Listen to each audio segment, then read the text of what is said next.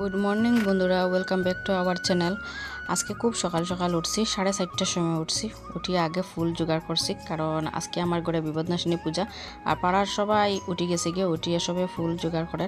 তো আমিও 13 জাত ফুলের লেগে বাইরে ইসলাম বাইরিয়া দেখো, এখানে 13 জাত ফুল আমি রেডি করে লইছি। আর আরও কয়েকটি ফুলও লই লইছি, আর বেলপাতা কলা পাতা সব কিছু ব্যবস্থা করিয়ে ঘরে নিয়ে আইয়া ঢুকলাম। আর তারপরে দেখো ঘরে ভাবলাম সব কাজ শেষ করলেই, খুব সকাল সকাল কাজটা শেষ করে নিলে পূজা সকাল সকাল দিলে ভালো হয়, কারণ ছেলেটা ঘুমে আছে। আমি ভাবলাম ছেলে ঘুমে থাকতে থাকতে আমি পূজাটা শেষ করে লাই। আর এদিকে সে মানে ঘরে সব এলোমেলো করিয়া রাখি দিছে, তো এটা সব গুছগাছ করলাম। আর আজকে ব্লগটা এরকম দিলাম কারণ ওই লগিয়া একজন দাদাভাইয়ে কমেন্ট করছিল যে আমি ঘরে কোনো কাজকর্ম করি না, খালি ভিডিও করি, রান্না করি, ওটাই আমার কাজ।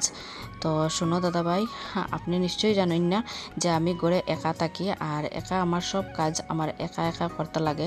এর মধ্যে আমি যখন সুযোগ পাই তখন গিয়ে আমি ভিডিওটা করি, তারপরে এর কাজের মধ্যে মধ্যে আমি ভিডিও এডিটিংও করি।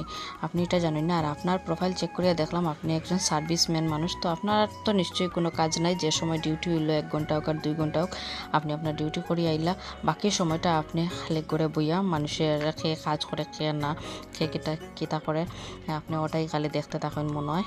তো এটা না দেখিয়ে আপনি আপনার ঘরের যত্ন নিন। আপনার যদি বিয়া যদি ওই জায়গাতে আপনি আপনার ঘরের স্ত্রীর লাগে কথা কইন, ফ্যামিলিরে টাইম দিন, বেকার আজে বাজে কথা কইবা না।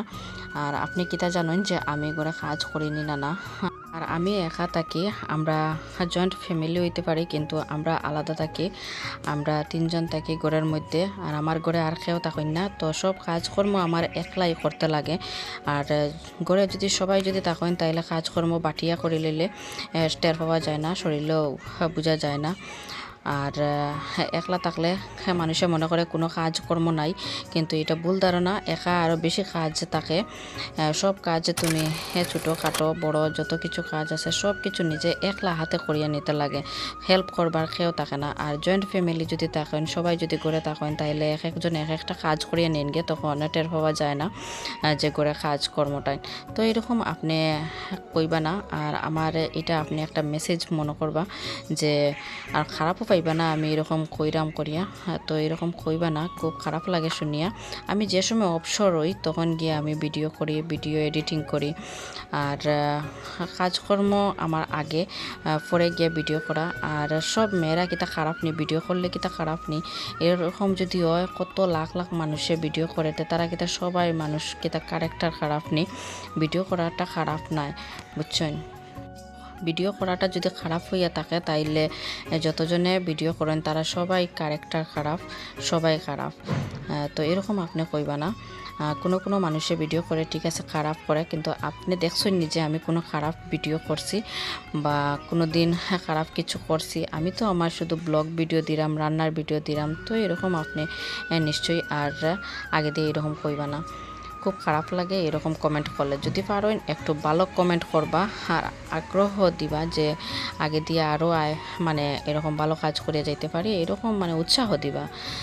তো সরি আপনারা বহুত কিছু কই দিছি, মাইন্ডে নিবে না।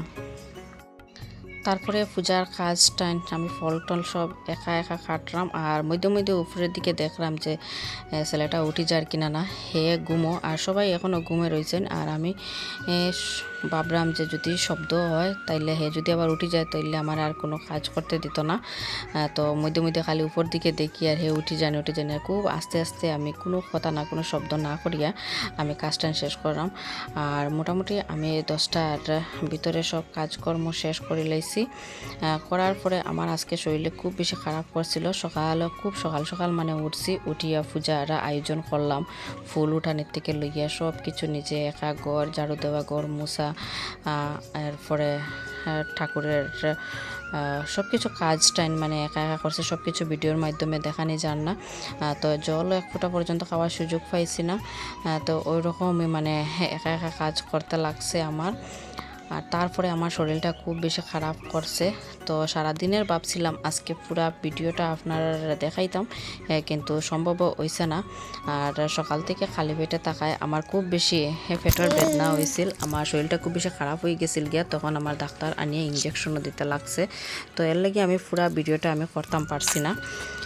তো এদিকে পূজার কাজ সব শেষ করে লিছি, আর পরে রান্নাঘরে গেলাম। রান্নাঘরে যাওয়ার পরে বুক রেডি করলাম। তো আমি প্রথমে ভাবছিলাম যে পায়েস বানাইমু, তারপরে পায়েস না বানিয়ে আমি সেমাই বানাইলাম। তো এদিকে সেমাই রেডি করে লিছি, আর এদিকে লুচি। তো লুচি আর সেমাই আর সুজি ভাজমু এখন। তো দেখোই না আমি এটা রেডি করলাম। আর ঠিকও কোনো কোনো সময় মনে হয় যদি আরও একজন যদি মানুষ করে থাকতো তো একটু হেল্প হইলে অনেক, একলা একলা কাজ করাটা খুব বেশি টাফ হয়ে যায় গিয়া, আর একজন থাকলে খুব বেশি ভালো হয়। পরিবার সামলানি, বাচ্চা সামলানি, মানে সব কাজ একা করতে লাগে। যারা করে সব আছেন তারা সত্যি খুব বেশি লাকি। আমিও লাকি আসলাম, কিন্তু লাকি হয়েও আমি আনলাকি। আমার সব টাকা সত্ত্বেও আমার খেয়েও নাই এখন। তো এর লাগিয়া কোনো কোনো সময় খুব মনে মনে খুব খারাপ লাগে গিয়া, যে সব টাকা সত্ত্বেও যে খেয়েও নিজের নাই। যে সময় মানে নিজের কাজের দরকার লাগে খেয়ের, তো তখন খেয়ের পাওয়া যায় না। কিন্তু অন্য সময় দেখবা সবই আশেপাশে থাকবো, কিন্তু কাজের সময় কেউ পাশে থাকে না। তারপরে আমি এদিকে বুকটা রেডি করে লাইছি, লুচিও ভাজা হয়ে গেছে গিয়া, এদিকে সেমাইটাও রেডি হয়ে গেছে, আর সুজিও ভাজে লেছি। সব কিছু নিয়ে আমি এখন ঠাকুর ঘরে যাইমু। যাওয়ার পরে আমি পাঁচালিটা পড়ি লেমু। তো পাঁচালি পড়ার পরে আমার পূজাটা সম্পন্ন হয়ে যাব গিয়া, আর সবাই প্রসাদ খাইবা। তো আজকে খারাপ পাইবা না যদি মনে দুঃখ দিয়ে যদি কোনো কথা কইয়া থাকে, তাইলে সরি বিশেষ করিয়া।